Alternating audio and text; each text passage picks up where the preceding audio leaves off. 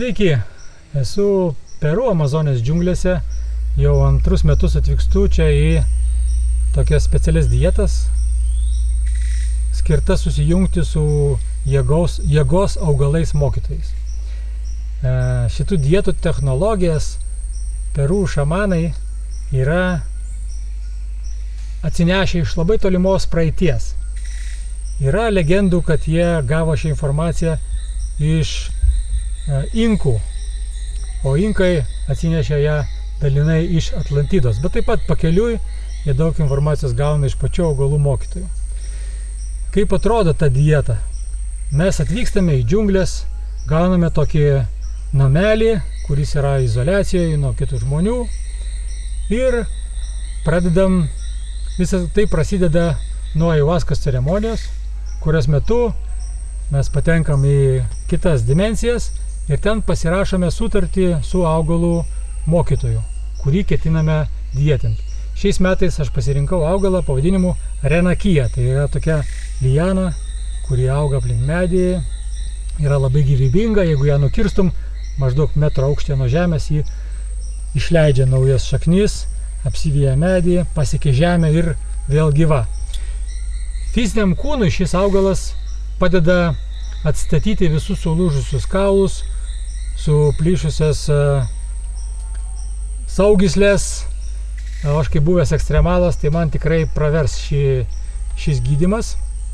O taip pat padeda atstatyti smegenų neuronus ir atminties neuronus. Tai man irgi pravers. O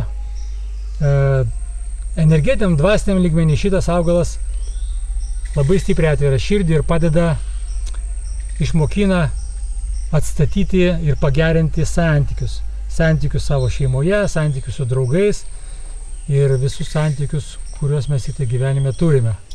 Aš manau, tai yra labai naudinga tokio dalyko, tokia, kaip čia pasakyti, jėgą įgauti iš to augalo, mokėti, turėti puikius santykius visada. Bet pati dieta nėra labai lengvas procesas. Po pirmos ceremonijos aš pradėjau badauti.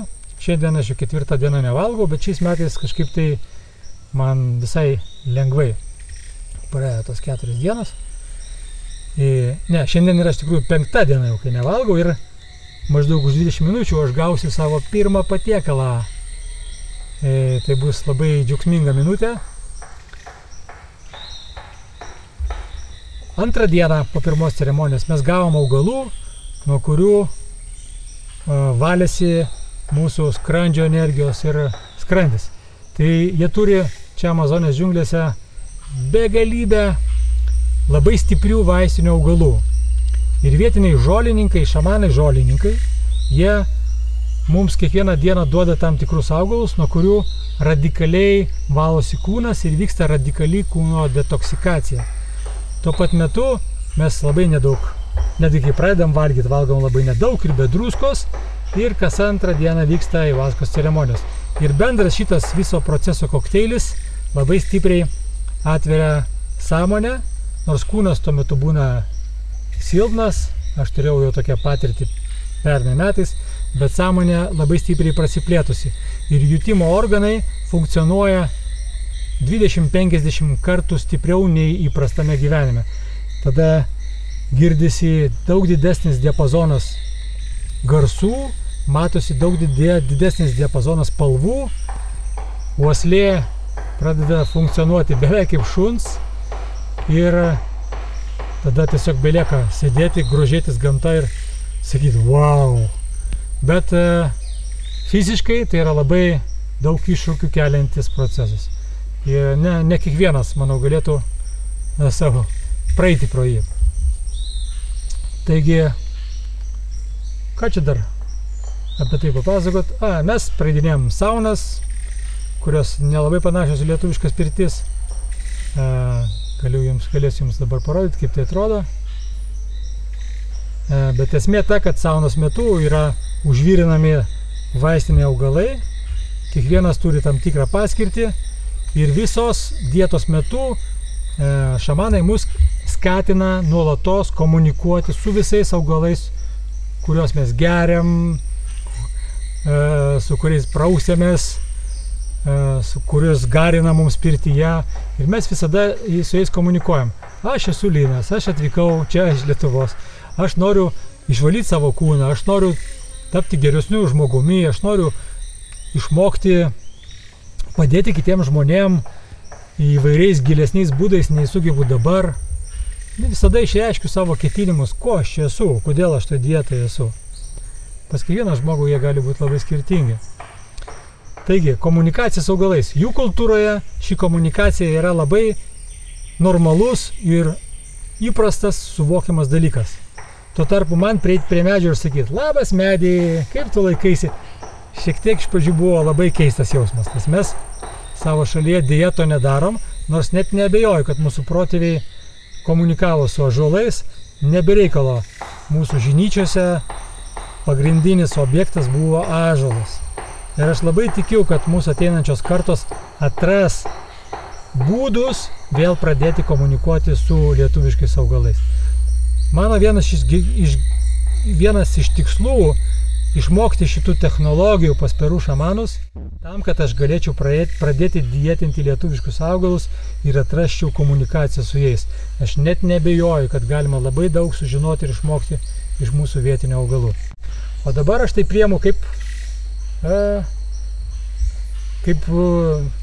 kursus toli nuo namų. Taigi, kad labai daug nešnekėti, dabar jums kviečiu pasižiūrėti šiek tiek vaizdų iš to, ką mes patiriame šios dietos metu.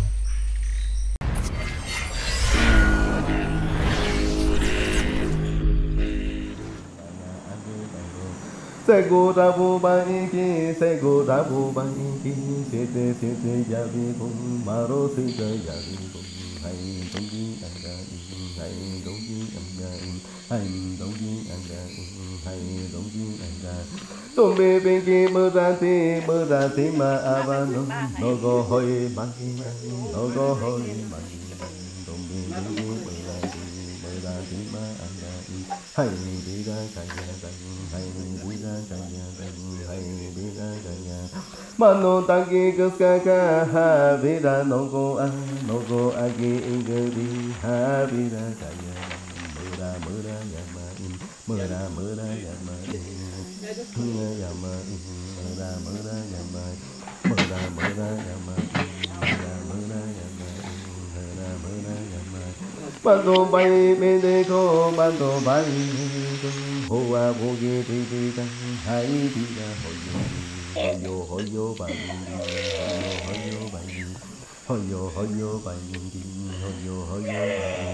hoyo yo de bandana mang chang hoy bogi mang pa bogi mang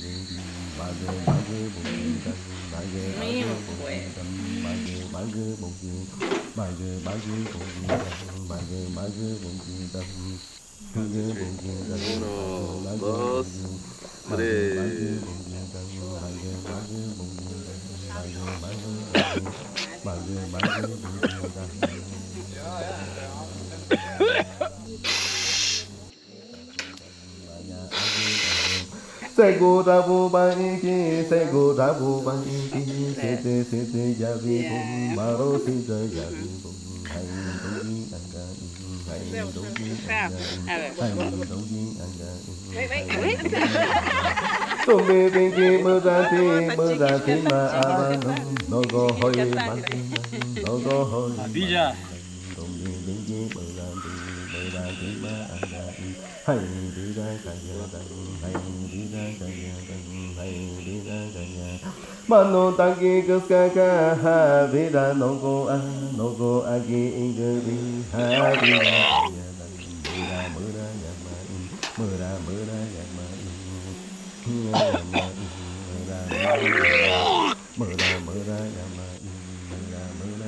Šiandien gavom abidžios sėklų, kurios išvalo glijos iš kūno ir iš žarnyno.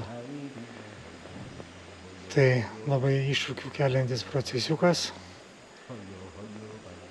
4 valandas skausmas begalinis žarnyne ir Kas 15 minučių gleivės po užpakalį šėdinė.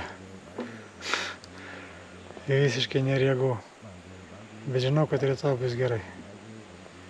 Uhu.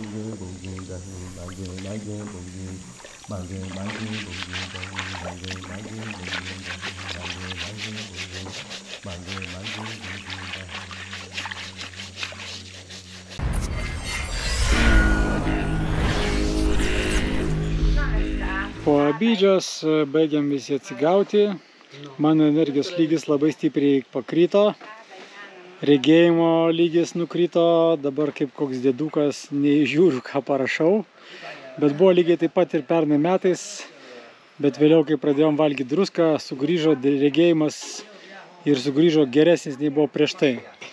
Tai čia tokia laikina pasiekmė gleivių valymo.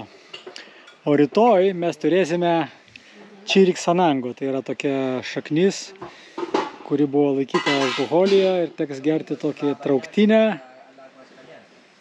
Ir nuo jos tas augalas perkraus visą mūsų nervų sistemą.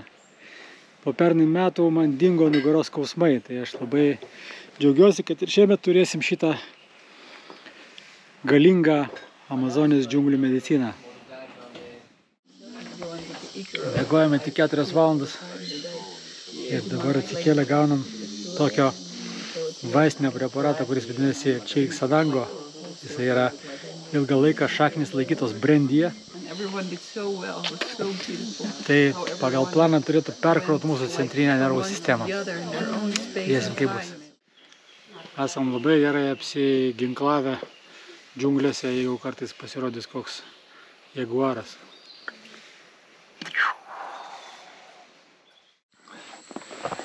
Čiriksanango šiais metais šiek tiek lengviau veikia, gal dėl to, kad mums mažiau davė. Jausmas toks, kad kai atpalaiduoju visus raumenis, tai tokia elektrytė eina, ypatingai per veidą. Ir šiek tiek paaštrėjo sąnarių skausmai, kurios kartais jaučiu, kai keičiasi orai. Tokiu būdu čiriksanango gydo sąnarius šiuo metu. Šiaip tai visai malonus jausmas. Žiauriai laukiu poryt, ryte jau gausime pomidorų salotų su druska. Tai yra laukiamiausias mano patiekalas ever. Hermoso espíritu del tierra llega ya. Hermoso espíritu del tierra llega ya. Curando, purificando llega ya. Curando, purificando llega ya. Hermoso espíritu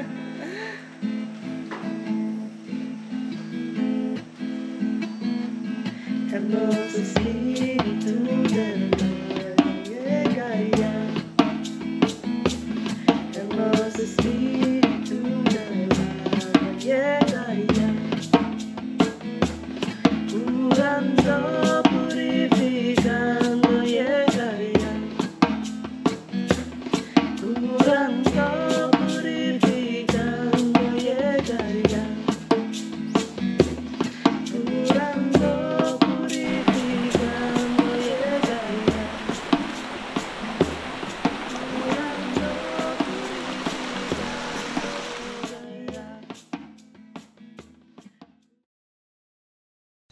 Taigi šiandien kaip ir baigėsi mūsų 3 savaičių dieta. Praėjom tą taip vadinamą Peru Šipibo šamanų sanatoriją.